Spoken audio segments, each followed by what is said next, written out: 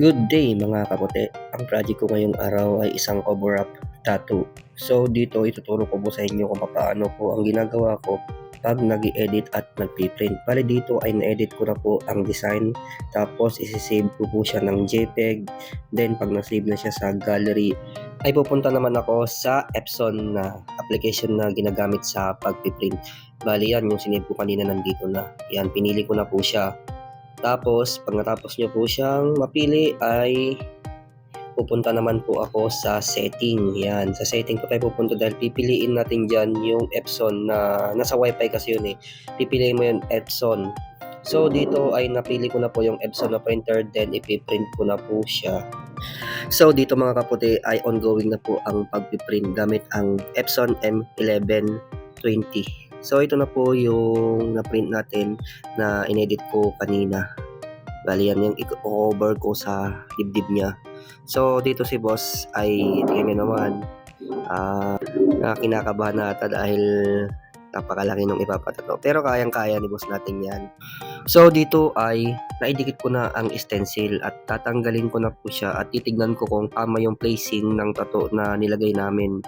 At kung mali siya ay siyempre papalitan ko siya para titignan natin kung ano yung mas maayos na posisyon para sa cover up sa dibdib niya dahil ito ay hindi na mapubo. So far ay okay naman yung pagkakalagay namin ng stencil. Maayos naman siya at all goods na. So dito mga kaputi ay gumamit ako na 7 round magnum para sa smooth shading. Hindi muna ako gumamit ng 25 round magnum. Nagsimula muna ako sa bababang magnum. Bali ito kasi yung medyo kabisado kong gamitin. At sa 25 round magnum ay nahihirapan akong gamitin pag mga ganito kay kaliliit na details. Pero kayang-kaya naman. Yun lang, masanay ko talaga tong 7 round magnum. Bali ang tiradang ginamit ko pala dito ay smooth shading. Bali gumamit ako dito ng isang pure na black, tapos 6 drops na black, then 3 at 1. Pero syempre hindi mawawala dyan yung black and gray. Bali, ang ginawa ko ay nagtimpla ako ng puti. Tapos pinatakan ko siya ng siguro mga 6 drops na black para mag black and gray siya. Kasi yan ang gagamitin ko kapag mag-i-smooth na shade ako sa bandang taas. Magandang combination din kasi yan kapag haluan mo siya ng konting gray para mas cover na cover talaga yung tattoo. Kaya kung mapapansin nyo dyan ay napakalabnaw lang muna yung sinishade ko kasi mas maganda kasi kapag mag-start ka sa smooth na malabnaw lang na ink tapos saka ka tataas sa medyo black. Bali dyan pa ulit-ulit ko lang siyang hinahagod-hagod para hanggang makita ko yung gusto ko talagang kulay na lalabas dun sa ginagawa kong cover up. Bali hindi naman madadamage agad yung balat. Basta tansyado lang at dapat talaga magaling ka na sa pag-shishit. Kung ang advice ko lang sa mga baguhan dyan na gustong matuto na magtato ay aralin nyo na muna yung mga basic na mga shade at mga lines. Bali dito ay yung nasa dulo ay hindi nalagyan ng stencil, kaya ang ginawa ko ay dinuwingan ko na lang siya. Nilagyan ko siya ng pattern para may susundan akong linya.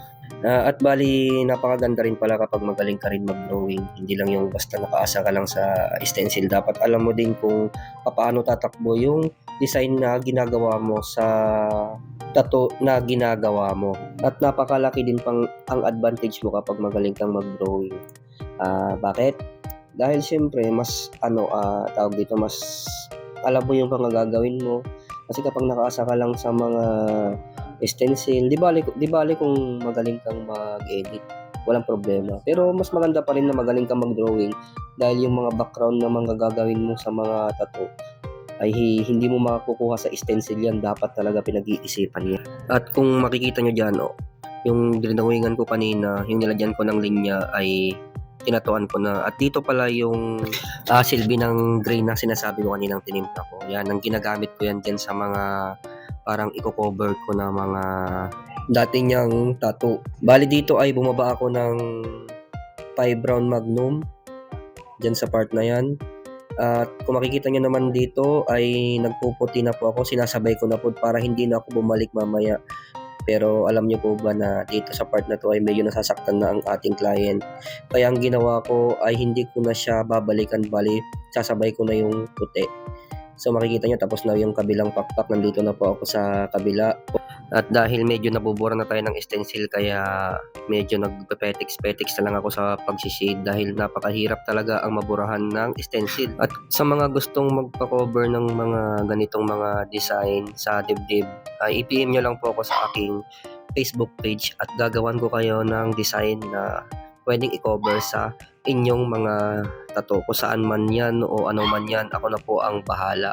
Dahil ipapakita ko naman po sa inyo ang kakalabasan ng cover up na gagawin natin. So kung mapapansin nyo po dito ay napakalapit ko na pong matapos. Bali ongoing matatapos ko na po yung cover up tattoo ni sir natin. Ito sa gitna ay ginamitan ko siya ng smooth na shade. So bali ito po, natapos ko na po siya at isusunod ko na po dyan yung puti. At dun sa mga part na hindi na cover ay didiskartehan ko na lang. So bali nilinisan ko muna siya bago ko siya lagyan ng puti at para makita ko na maayos yung mga part na hindi pa na cover.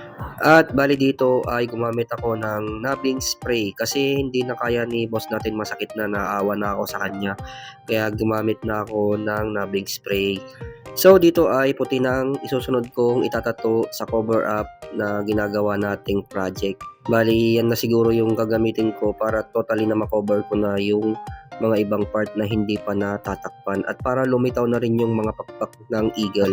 Bali, same process din ang ginamit kong karayom dito. Gumamit ako ng 7 round magnum. Di na ata ako gumamit dito ng 25 round magnum dahil sa 7 round magnum goods naman siya lahat eh.